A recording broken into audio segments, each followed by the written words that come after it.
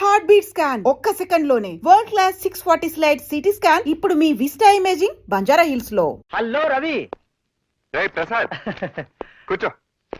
అన్నట్టు 5 ఏళ్ళు ఉంటుంది కదా మనం కలిసి. అయ్యే ఉంటుంది. ఏంటి ఎలా వచ్చావు? ఏసీపీ గారితో పనుండి వచ్చాను. మా అన్నయ్యతో ఏంటి పని? మా లారీ యాక్సిడెంట్ అయింది. దానికి మీ అన్నయ్య క్లియరెన్స్ ఇవ్వాలి. 25,000 అడుగుతున్నారు. ఎలాగో నువ్వు ఉన్నావు కదా, ఒక మాట చెప్పు బ్రదర్. లే ఎక్కడి నుంచి? నా మీ సీరియస్ అటెండ్ నువ్వు. నేనే లంచం తీసుకోవడానికి రాలేదు, ఇవ్వడానికి వచ్చాను. అది మీ అన్నయ్య రమ్మంటేనే. ఏంటి ఎక్కువ మాట్లాడుతున్నావు? పొమ్మనప్పుడు పో. ఇంకెప్పుడన్నా ఇంటికి వచ్చి లంచం విషయం మాట్లాడమంటే చంపేస్తాను. రవి ఏంటి రవి, వాడిని ఇంటికి ఎందుకు రమ్మన్నా? పిలవడానికి నీ పర్మిషన్ కావాలా? ఇలాంటి వెధవ పనులన్నీ ఆఫీస్లో పెట్టుకో. నీకు సంబంధం లేని విషయంలో నువ్వు అనవసరంగా జోక్యం కలుగు చేసుకోవద్దు. వెళ్ళి పని చూసుకో. నాన్న నువ్వు మహాపురుషుడు అని, సత్యాన్ని నిలబెట్టే సత్యహరిశ్చంద్రుడు అని, ఆయన గౌరవ మర్యాదలు నువ్వే కాపాడగలవని అపోహపడుతున్నాడు. ఆయన అలాగే బ్రతుకు. ఇంట్లో ఈ నీతిమాలిన పనులు వెలగబెట్టి నీ నిజ స్వరూపాన్ని బయట పెట్టుకో.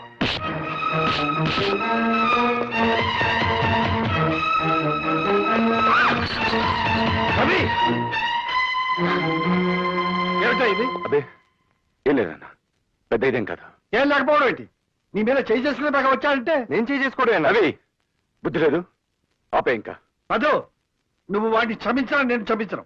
ఏమిటి ఆలోచిస్తున్నారు చెప్పండి. ఏం లేదన్నా, ఎవడో వాడి ఫ్రెండ్ అంట లారీ యాక్సిడెంట్ అయిందంట. ఆ కేసు కొట్టేమని రికమెండేషన్. ఆల్రెడీ వాడి దగ్గర ఎప్పుడో 10,000 తీసుకున్నాడంట. పైగా నాకు 10,000 లంచం ఇప్పిస్తానంటాడు.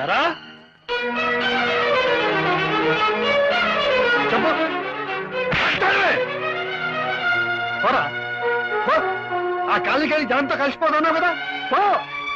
ఆ కాలనీ జనాన్ని ఇంటికి తీసుకొచ్చి మమ్మల్ని అందరినీ అవమానం చేసి తలక నిప్పులాంటి అన్నయ్యని కూడా తోడుతో అనుకున్నావు.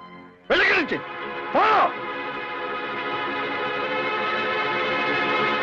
రవి, ఇంతకాలం నిన్ను వెనకేసుకొచ్చేదాన్ని.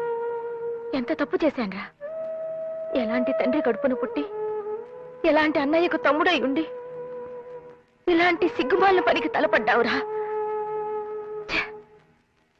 ఎందుకురా నీ బతుకు? థ్యాంక్స్ అన్నయ్య.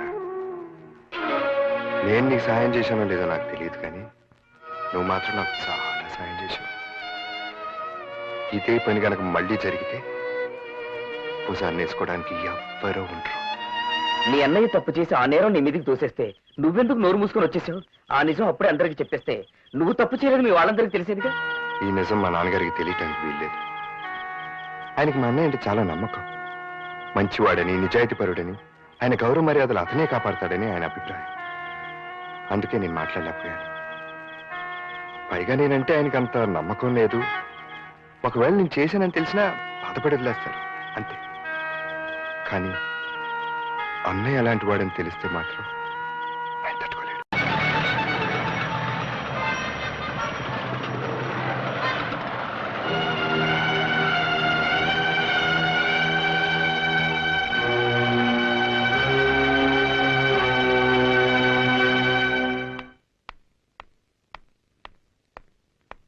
ఇంత ఆలస్యమైంది. బస్ దొరకలేదమ్మా. ఎవడే వాడు? ఎవడా కొరాడు? మాట్లాడవే. నువ్వు ఇటువంటి పనులు చేస్తే నేను సహించాలని తెలుసుకోడా? నువ్వు ఇంతకు తగ్గించావంటే ఊరుకోవయ్యా, ఊరుకో. ఇది చిన్నపిల్ల. గౌతమి, నాన్న సంగతి తెలిసిండు కూడా నువ్వు ఇలాంటి పని ఎందుకు చేశావమ్మా? క్షమించండి నాన్న. చదువు పూర్తయ్యే వరకు చెప్పకూడదు అనుకున్నానే కానీ మిమ్మల్ని మోసం చేయాలని కాదు. ఆ అబ్బాయి పేరు రఘు, ఇండస్ట్రియలిస్ట్ బుచ్చిబాబు గారు అబ్బాయి. అతను నాతో పాటే మెడిసిన్ చదువుతున్నాడు. మేమిద్దరం ప్రేమించుకున్నాం. పెళ్ళంటూ చేసుకుంటే అతన్నే చేసుకుంటాను. చూశారా మాస్టారు? చూశావా నీ కూతురు ఎంతకి తెగించిందో? తన పెళ్లి తనే నిర్ణయించుకుంది. రామ్మోహన్ రావు, ఇదేదో పెద్ద అపరాధంగా నువ్వు భావించు. కాలం మారిపోయింది. మన పిల్లలు వాళ్ళ బ్రతుకులు వాళ్లే నిర్ణయించుకునే రోజులు ఇవి. నువ్వేం బాధపడకు. మన ఇద్దరం వెళ్ళి ఆ బుచ్చివా ద్వారా తెలుసుకుని ఆయనతోనే స్వయంగా ఈ విషయం మాట్లాడదాం. నువ్వా పైకి వచ్చావు? మెట్లెక్కి జోకు లేకు. నువ్వు రావడం ఎవరు చూడలేదా? వచ్చేటప్పుడు నేను ఎవరిని చూడలేదు. నన్నెవరైనా చూసారేమో నాకు తెలియదు. All right. వెళ్ళు సైరామ్, వెళ్ళు వెళ్ళు. చెప్తుంటే కదా. నేను వెళ్ళను. మళ్ళీ ఎప్పుడు ఇలా రాకు. మా నాన్న చూస్తే గొడవైపోతుంది. తొందరగా వెళ్ళు.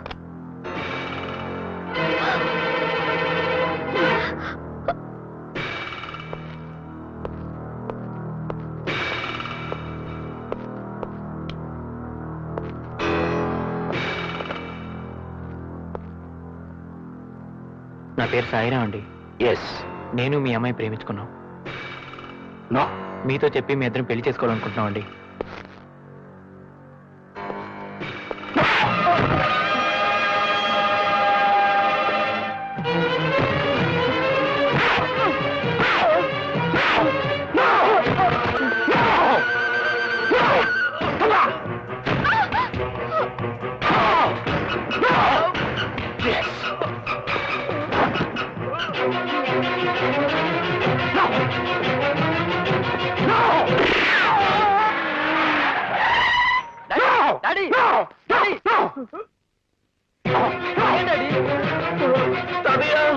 ఏమైంది?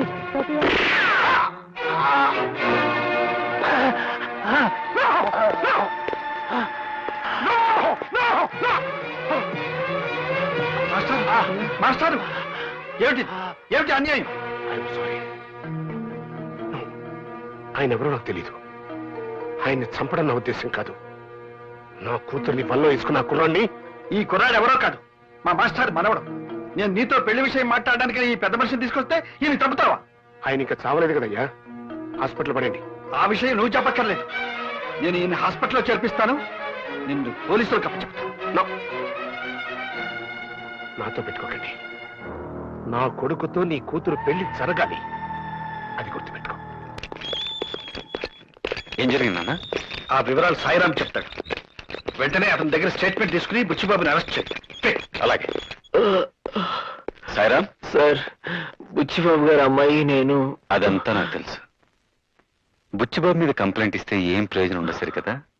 నీ ప్రాణాలకే ముప్పు. అదొక యాక్సిడెంట్ అని రాసిస్తాను. నువ్వు కూడా అలాగే స్టేట్మెంట్ ఇవ్వు. శబాష్. కంచె చేను మేస్తుందని విన్నాను. ఇప్పుడు కళ్ళారా చూస్తున్నాను. పాపం నాన్నగారు నిన్ను నమ్మి కేసు అప్పగించారు.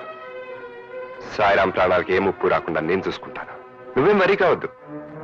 సాయిరాంతో స్వయంగా నేనే కోర్టులో కంప్లైంట్ ఇప్పిస్తాను. నువ్వు వెళ్ళి బాస్ పుచ్చిపప్పుతో చెప్పుకో. పో. సాయిరామని నీకు అప్పగిస్తున్నాను. ఇక మీదట వాడి బాధ్యత అంతా నేనే.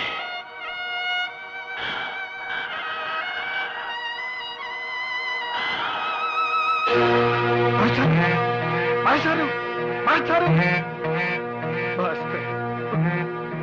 నో.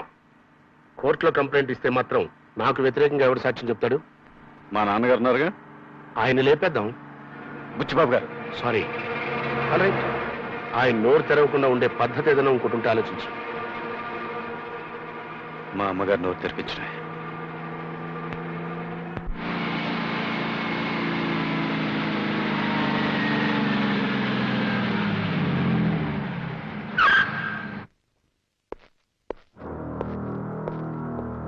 నమస్కారం అమ్మా. నా పేరు బుచ్చిబాబు. నన్ను చూసి మీరేం బెదిరిపోవక్కర్లేదు. నేనేం హంతకుని కాదు. నో. కానీ హత్య చేశాను. ఎస్. సినిమాల్లో రక్తపాతం చూస్తేనే మూర్చిపోయే నేను గోపాలకృష్ణ గారిని హత్య చేస్తానా? No no no. ఆయన అడ్డుగా వచ్చాడు, ప్రాణాలు పోగొట్టుకున్నాడు. కోట్లు కుమ్మరిచ్చి అల్లుణ్ణి కొనుక్కోగలిగిన నాకు ఆప్తాలో సాయిరాం గారు వచ్చి అల్లుణ్ణి అవుతాను అంటే టాలరేట్ చేయలేకపోయాను. అందుకే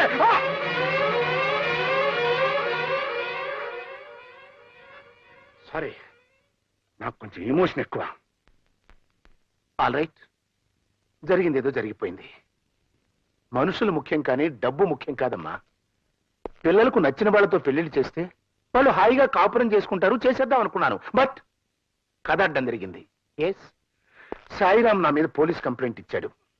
నేను హత్య చేశానని, ఆ హత్యకు సాక్ష్యం బావగారేనని. అంటే మీ ఆయన గారు. ఎస్. ఎవరు? కోడలు పిల్ల. రామ్మా రా. మహామహాలక్ష్మిలా ఉంది. ఎస్. చూడమ్మా, మీ అమ్మాయి మా ఇంటి కోడలయ్యే బాధ్యత నీ మీద ఉంది. అంతేకాదు, నువ్వు తలుచుకుంటే సాయిరాంతో నా కూతురు పెళ్లి కూడా జరుగుతుంది. అలా జరగలేదనుకో, నా కొడుకుతో పెళ్లి జరగలేదని నీ కూతురు ఆత్మహత్య చేసుకుంటుంది. బట్ ఆ చావుకి నాకు ఎటువంటి సంబంధం లేదు.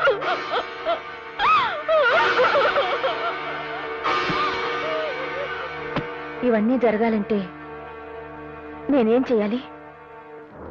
జస్టిస్ రామ్మోహన్ రావు గారితో అబద్ధం చెప్పించాలి. ఎస్. నేను హత్య చేయడం చూడలేదు అని మీ ఆయన ఒక్క అబద్ధం చెప్తే చాలు 2 జంటలు ఏకమవుతాయి. ప్లీజ్ నన్ను హంతకుని చేయకండి, బియ్యం కొన్ని చేసుకోండి. ఓకే?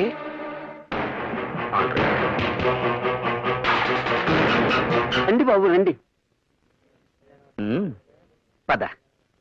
అయ్య బాబోయ్, అయ్య బాబోయ్, మా వాడు కొత్త వాళ్ళని చూస్తే సిగ్గుపడుతుంటాడండి. తెలిసిపోద్దాం అన్నయ్య. నేనున్నాగా. సరేండి, కూర్చోండి బాబు. మనం కూర్చునే ఉన్నది బాబాయ్, కూర్చోమంటారేంటి? మా వాడు కూర్చోవడం నించోవడం, నించోవడాన్ని కూర్చోవడం అంటుంటాడండి. ఏం పర్లేదు, నించోరా. అన్నయ్య నువ్వు కూడా నుంచో.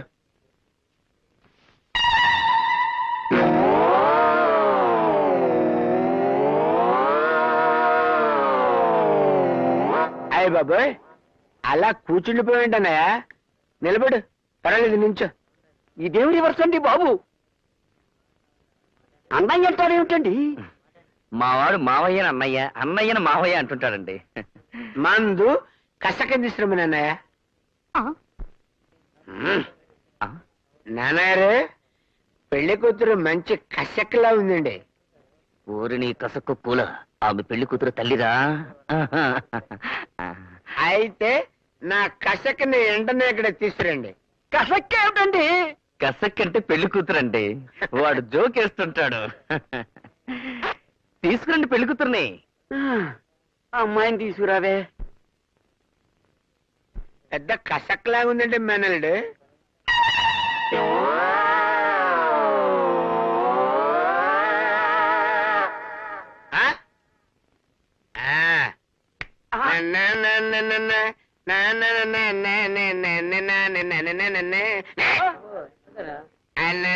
అయ్య బాబోయ్, ఎంత తెల్ల, ఎంత బనం, ఎంత బాగున్నావే నారాయణమ్మ, నువ్వు ఎంత బాగున్నావే.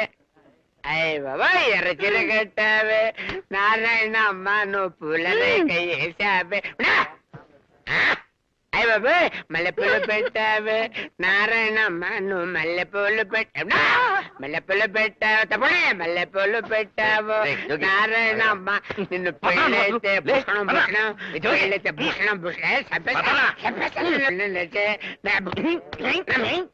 నీకు పెళ్లి చేస్తే బాగుపడతావని నీ చెల్లెలు బ్రతమాలితే నేను ఇక్కడ తీసుకొచ్చాను. నా పరువు తీసావు కదరా. ఒక్క పాట పెట్టేస్తాను.